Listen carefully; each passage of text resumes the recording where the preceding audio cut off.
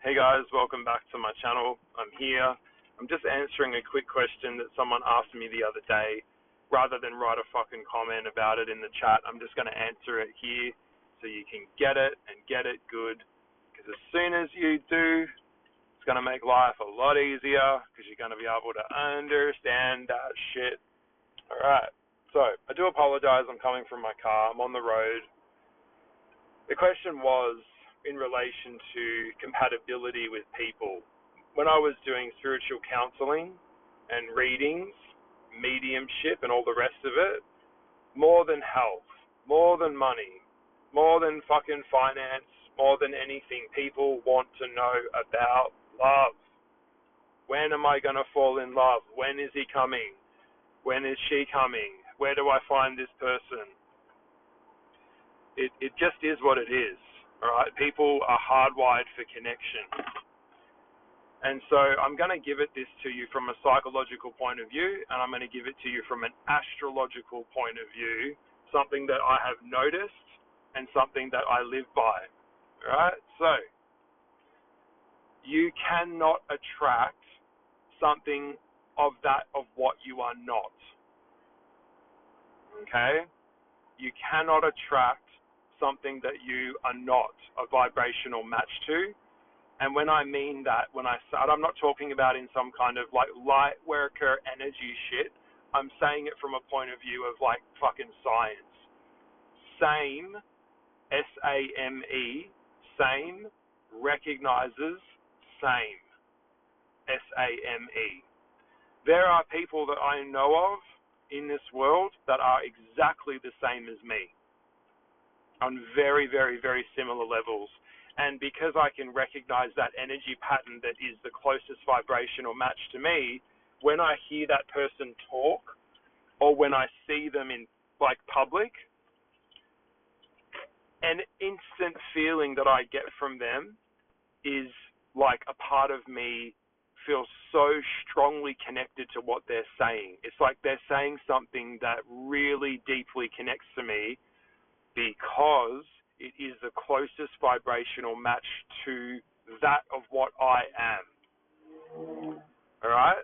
So when I started to get into the deeper work with the astrology and looking at charts and squares and nodes and the time and space and place where energy came into the physical world and spirit merged with matter in the womb and you were created, everything's connected.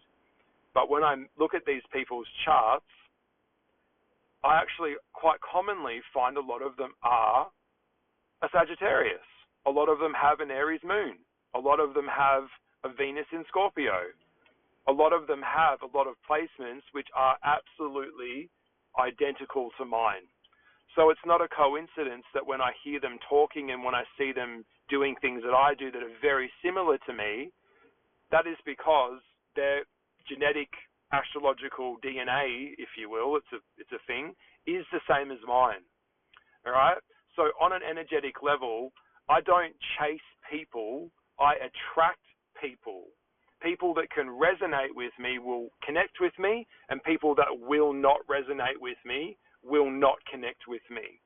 And I won't connect with people that can't resonate with me, because we're all only humans are only carrying with them the experiences that they bring with them, and we can only see something or understand something outside of ourselves as deeply as we see and understand ourselves in ourselves first.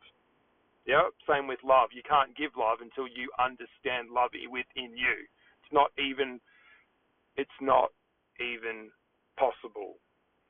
So the best advice I can say, and something that I've noticed, and as if you're out there and you're listening to this now, leave a comment below. I'd love to know your thoughts on this.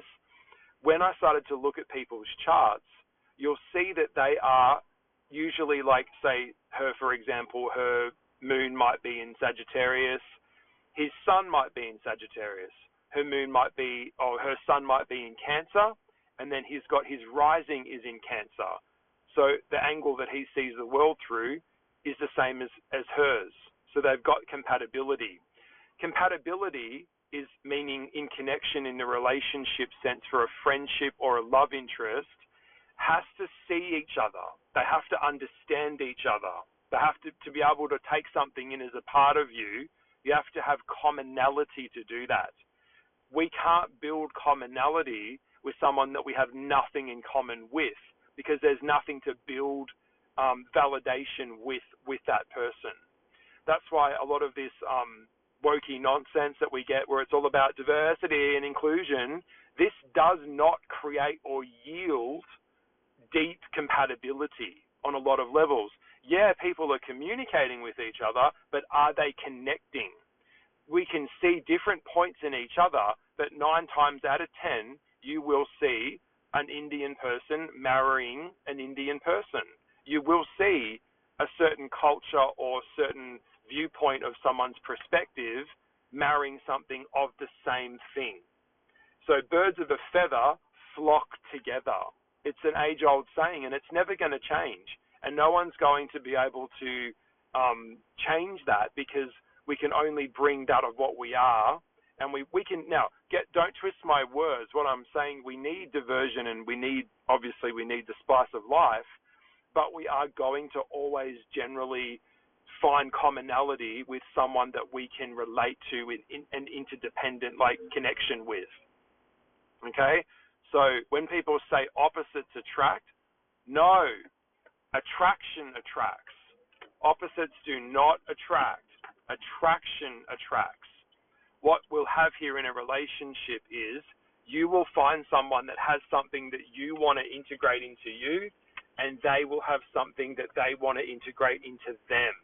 And so both sides see that and see that there is something worth exploring there, and then they connect. So generally, someone that might not feel safety will go for someone that makes them feel safe. Someone who likes to get safety in being the provider and providing safety will get safety in making the other person feel safe. That's how they get their safety. So it's either an active or a receptive energy. Generally, you won't find two people that are in the same, the way that they are in that context won't really work, because they'll be dominating each other. Okay, when it comes to humans, we're playing with archetypes like mother, father, male, female, which is usually the active energy is a more active masculine energy. It goes out, it gets shit done, it's more logical. And then you have the feminine, which is more receptive, nurturing, caring, and this is hardwired into our biology. It is who we are. Men and women are not the same. So to put men, that's the worst thing that ever happened in the world, is when feminists started seeing men as the same as women. They're not. Nowhere near it. Both have different things that they bring. Both have different skill sets and talents that they bring, but they're never going to be the same. It's not even possible.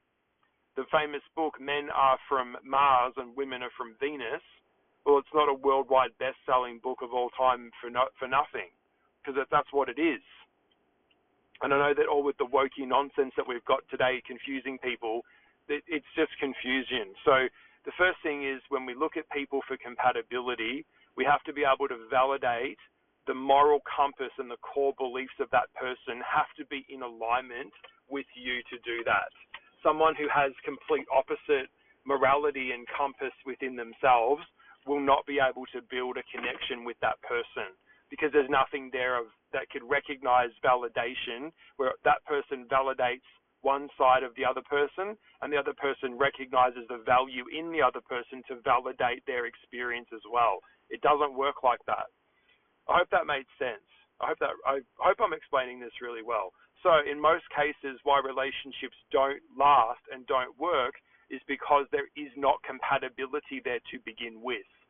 Usually we want someone to so be the one, but they're simply not. They're just an asshole, and they can fabricate and play along and create a mask or an avatar of what they think you want from them.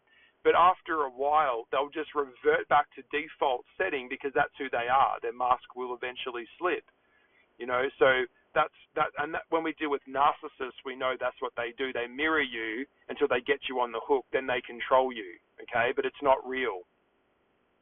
Another thing I'll bring up just quickly in relation to compatibility as well, with in regards to life. Life is problem solving. So life is problem solving. So your skill set of being capable to solve and recognize problems and deal with those problems is going to really determine the quality of your human experience. And so life is problem solving. Life is full of problems. So dealing with them and being able to actually navigate that and bring resolutions to things, because that's what we're doing, is key. The second key is relationships. Life is relationships, okay? And not just the relationship with ourselves, which is the most important thing of all. Life is relationships. So the quality of your life, or the quality of my life, is completely determined by the quality of the relationships that I can build with other people, whether that's in a workplace, whether that's in a relationship partner, life partner, whether it's in a friendship. It doesn't matter what it is. If you don't have relationship skills to build relationships, you're in trouble. And of course, communication. It's very difficult to communicate with someone and have a connection with someone who doesn't have or isn't able to actually communicate to begin with, because they can't give you something that they don't have. So you're going to be carrying that connection for them on their behalf, and that's not going to be a relationship based in equality, because one is higher than the other. Okay? So I hope that made sense. So problem solving, communication, life is relationships, and as soon as you get on board with that, you'll understand. In nature, in the occult world, opposites do not attract. Okay, only thing in nature that does do that are magnets, like physical magnets. Opposites attract. With humans, attraction attracts. So without getting too hardcore on you, we take in the parts of others that we want to integrate into ourselves and reject the parts of others that we don't want within us, as in reverse as well. So, for example, we're all little bits of each other all mixed together. Okay, as I've said this before in my astrology videos, like the rays of the sun, we all come from the sun, but we're all different rays expressing ourselves in different shapes and forms and patterns and stuff. Okay? So, for example, if like a teenager is listening to a song or is listening to a musical artist, that teenager, say for example, it could be a teenage girl, she will have like a poster of like a pop star that's on her wall. The pop star that she's idolizing will have qualities that she feels within herself that represent her, that she wants to integrate into herself. That's why she's doing it. Okay, so it could be like Avril Lavigne, for example. It could be back in the day, Avril was a big pop star. She still is to this day, I guess. I'm just using this as a case in point. So she would be, angry, rocker, grungy, skateboarder girl. That was the image that was projected of Avril. And the girl that sees that wants to integrate that into her. That's why she's idolizing it. Okay. This also works with God energy and connecting to the spiritual world, is that when you pay homage by giving time and energy and sacrifice or whatever to that God or deity, you are directing energy to that being or that person. This is what we have with celebrities as well. As we know, and I've talked about this before, celebrityism in Hollywood is a blueprint for Mount Olympus, where we've got these people that we wish we could be, and we idolize them so we can be like them. That's why people pay money to have operations to look like them. I hope that makes sense. And of course, there's a tabloid culture, which we enjoy watching them have their affairs and have their marriage breakdowns, because it makes us feel better, and we buy that because someone who's higher than us is falling from their grace, and we enjoy watching that because it creates equality within us. That's why people love gossip. I hope that made sense. I veered off a little bit, but you get where I'm going. So we only attract that of what we are, okay? And you can't prolong something or sustain something that isn't real. So a lot of relationships don't last because they weren't built on something that was actually real to begin with. And that's where they all collapse and fall short, all right? So there's my very strong thoughts on it. When you look at someone's placement, when you look at your parents' placements, you look at your placement with your best friend, I guarantee you 9 times out of 10, you will find commonality in their astrological chart. 100%. Their Mercury might be in your sun sign, but there will be correlations there that match every single time. And there are, yes, and people have asked me in the past, just going back to the astrology side of this, there are some placements which I have seen which just don't work. They just don't. And it really takes a lot for those couples to work because they both have to transcend so much to get there, to be able to bring that in so they can get that connection there. All right, so I hope that made sense. Lots and lots of love to you. If you've got any questions, please leave them below and share your thoughts on this, because to me it's just common sense. But sometimes I think common sense is, it's got a rare thing. All right, so lots of love, and I hope that you enjoyed this one, and I'll do some more during the week as well. All right, bye, bye, bye, bye.